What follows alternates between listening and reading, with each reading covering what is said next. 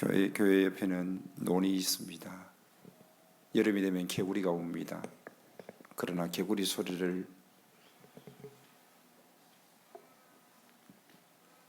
듣는다는 것은 그렇게 쉬운 일이 아닙니다.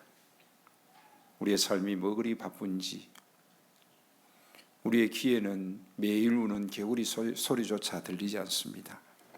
이번 주 화요일 아침에 차를 타고 나가면서 아침에 떠오르는 햇살이 구름을 밀어내는 아름다운 모습을 보았습니다. 그날 저녁에는 또 석양의 붉은 아름다운 모습이 보였습니다. 정말 아름답다.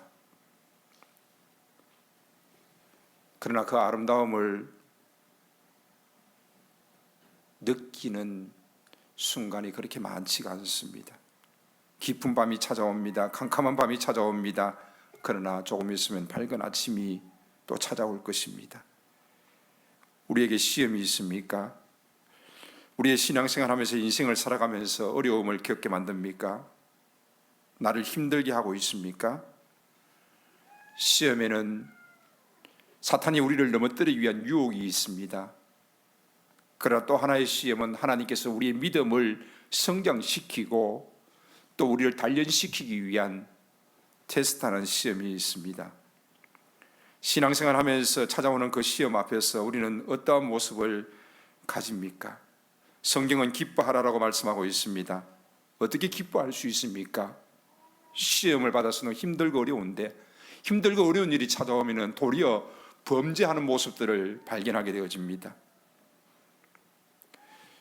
왜 시험을 받을 때에 기뻐하라고 말씀하십니까? 4절에 보니까 인내를 온전히 이루라. 이는 너희로 온전하고 구비하여 조금 더 부족함이 없게 하겠다라고 말씀하고 있습니다. 시험을 통하여서 온전히 구비하고 조금 더 부족함이 없게 하겠다는 것입니다.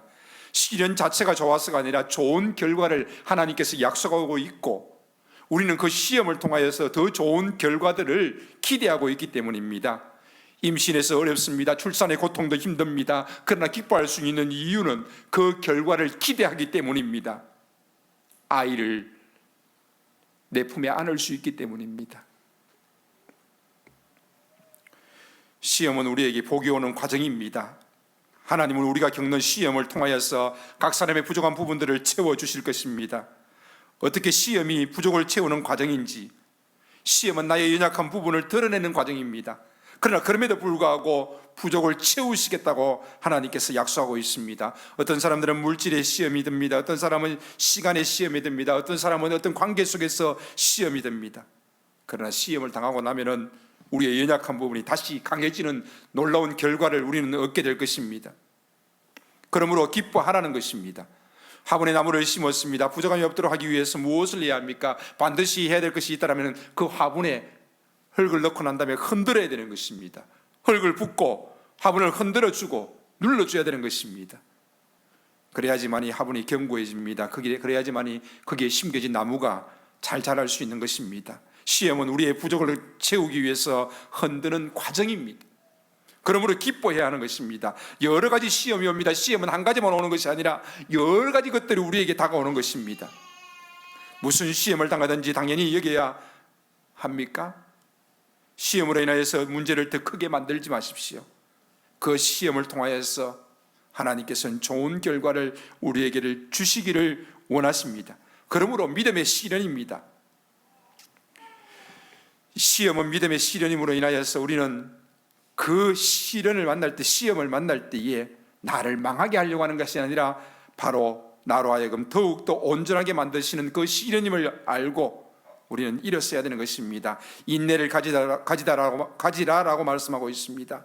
인내라는 것은 피하지 말고 그 밑에 머물라는 것입니다. 제자리를 지키라는 것입니다. 움직이지 말라는 것입니다. 견디라는 것입니다. 버티라는 것입니다. 시험이 오면은 나를 흔듭니다. 나갈까 말까 끊을까 말까 여러 가지 복잡한 생각들이 찾아옵니다. 이럴 때에 인내하라는 것입니다. 견디라는 것입니다. 버티라는 것입니다. 관계도 직장도 결혼도 조금 더 힘들면 포기하고 피해버리기 때문에 열매가 맺을 수 없습니다. 성품의 성장이 없습니다. 참아야 합니다. 인내해야 합니다. 바로 그로 말미암아서 우리의 부족함이 채워지는 것입니다. 우리는 지금까지 시험에 대해서 어떤 태도를 가졌습니까? 힘들어했습니까? 기뻐하라는 것입니다. 감정을 앞세웠습니까? 자기 입장을 앞세웠습니까? 피해의식을 말했습니까? 다른 사람과 관계를 끊어버렸습니까? 모든 것을 경계해버렸습니까? 그렇게 하지 말라는 것입니다. 기뻐하라는 것입니다. 그러면서 시련을 통하여서 나를 더욱더 온전케 하시는 하나님을 바라보라는 것입니다. 시험을 복으로 바꾸시기를 바랍니다. 모든 사람들이 다 시험을 당합니다. 시험에 대한 태도를 바꾸어야 합니다. 시험을 즐겨야 합니다. 그리고 복 주시는 하나님을 바라보아야 하는 것입니다. 문제를 더 크게 만들지 마십시오. 주어지는 문제 앞에서, 시련 앞에서 하나님 앞에 더욱더 겸손히 낮아지면서 더욱더 인내하면서 기쁘게 여기면서 하나님을 바라볼 때에 하나님께서는 오늘도 우리에게 약속하신 그 복들을 반드시 주실 줄로 믿습니다. 아멘.